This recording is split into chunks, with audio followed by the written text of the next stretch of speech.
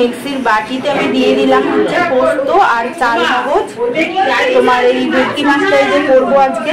দেখো এই যে মাছটা ভাজা করছি, ভেটকি মাছটা। দেখো মাছগুলো কিন্তু খুব নরম বন্ধুরা, দেখো মানে খুব আস্তে আস্তে ভাজতে হবে, একটু বেশি কড়াইতে তেল দিয়ে একটু ভেজে তুলতে হবে, নাহলে ভেঙে যাওয়ার ভয় থাকে। আর মাংসের আলুটা আমি ভেজে নিচ্ছি ওই প্রেসার কুকারে, একটা সিটি দিয়ে নেবো।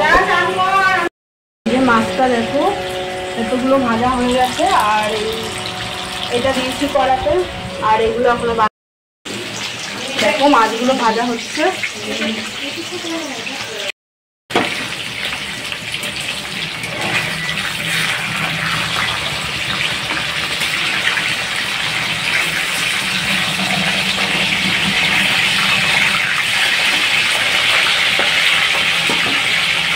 এই মাছ কটা ভাজা হলেই হয়ে যাবে, আর এগুলো ভাজা হয়ে যাচ্ছে। আলু জিরে ফোড়ন দিয়েছি, কাঁচা লঙ্কা ফোড়ন দিয়ে এবার আমি এই যে তোমার পোস্ত চাল মগজ সর্ষে বাটাটা এর মধ্যে দিয়ে দিচ্ছি। এই যে ঢেলে দিলাম, সাদা সর্ষে চাল মগজ আর হচ্ছে 2 প্যাকেট পোস্ত দিয়েছি। আর কলা পাতা তো হাতের সামনে পাইনি বন্ধুরা, নাহলে আমি কলা পাতাই করে দেখাতাম পাতুরিটা। আমি আজকে ভেটকি মাছটা এইভাবেই করছি। এই যে মশলার বাটিতে এই জলটা দিয়ে দিই, এবার ভালো করে এটা একটু কষিয়ে নেবো, কষিয়ে তারপরে জল দিয়ে মাছগুলো আমি দেবো।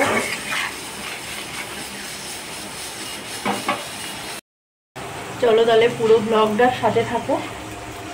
আর প্রচণ্ড গরম পড়েছে আজকে, প্রচণ্ড রোদ উঠেছে। চলো তাহলে পুরো ভিডিওর সাথে থাকো তোমরা। এর মধ্যে দিয়ে দেবো আমি হলুদ গুঁড়ো আর লবণ। এই যে হলুদ গুঁড়ো লবণ দিয়েছি, আর চিনি দিয়েছি একটু পরিমাণ মতো, যেহেতু আমি চিনিটা দেবো তাই।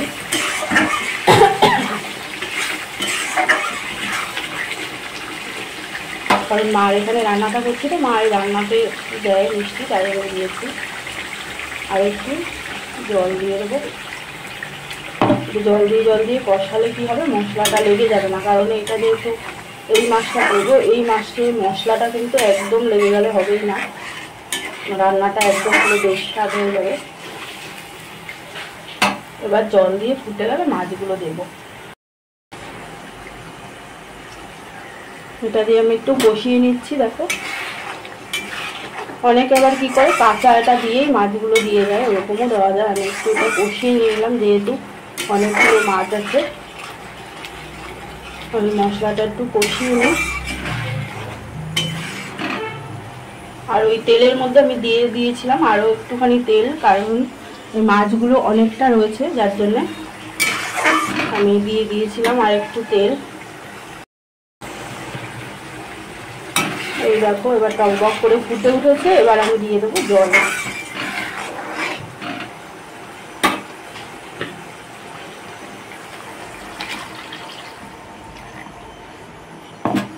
যতগুলো মাছ আছে সেই পরিমাণ ভাবে আমাকে জলটা দিতে হবে।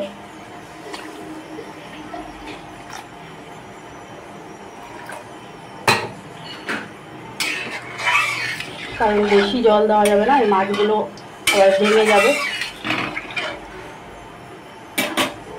আর এটা ফুটলে আমি দেবো মাছগুলো, আগে থেকে দেবো না, একটু ফোটা ফোটা ভাব হবে তখনই দিয়ে দেবো।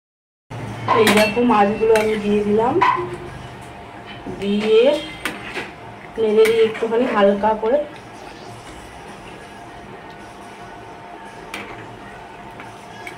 এবার এটা ফুটুক, চাপা দেবো না, এইভাবেই ফুটুক।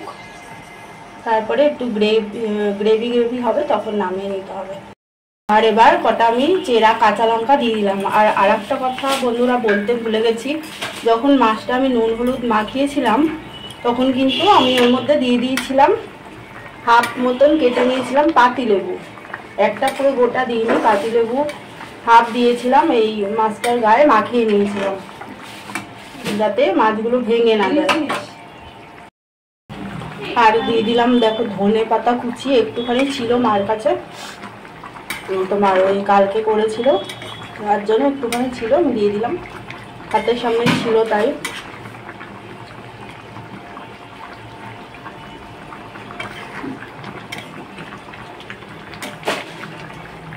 আর এই মাছে একদম লবণ কম দিয়ে করতে হবে, ঝোলটাও যাতে লবণ কম হয়, নাহলে এগুলো তো লবণাক্ত মাছ, লবণ বেশি লাগে না।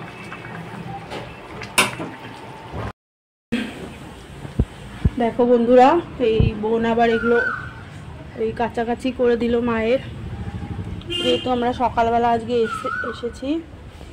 এখানে যে মায়ের এই তুলসী তলাটা, এখানে আবার একটা পুঁই শাক গাছ লাগিয়েছে, ফুল গাছ। এই দেখো মাছটা আমার অনেকটা হয়ে এসেছে। আমি এরকম গ্রেভি রেখেও নামিয়ে দিতে পারি, বা যদি শুকনো করতে চাই এরকম নামিয়ে দিতে পারি। অনেকজন মিলে খাবো যেহেতু, একটু গ্রেভি রেখে আমি এটা গ্যাসটা বন্ধ করে দেবো। আর নুন মিষ্টি যা দেওয়ার আমি তখনই সব দিয়ে দিয়েছি, আর এখন কিচ্ছু দেবো না, এবার শুধু নামিয়ে নেবো এটা। বন্ধুরা আমি ঢেলে নিয়েছি মাছের এই যে গ্রেভি শুক্তো। তাহলে আজকের মাছের রেসিপিটা তোমাদের কেমন লাগলো অবশ্যই কিন্তু তোমরা জানাবে, আর ভালো লাগলে একটা কমেন্ট করো, আর সাবস্ক্রাইব করে আমাকে মোটিভেট করো, তাহলে ভিডিও দেওয়ার উদ্দেশ্য আরও বেড়ে যাবে। আর এইভাবে আমাকে ভালোবাসা দিতে থাকো আর আমার পাশে থাকো। চলো আবার দেখা হচ্ছে নেক্সট ভিডিওতে।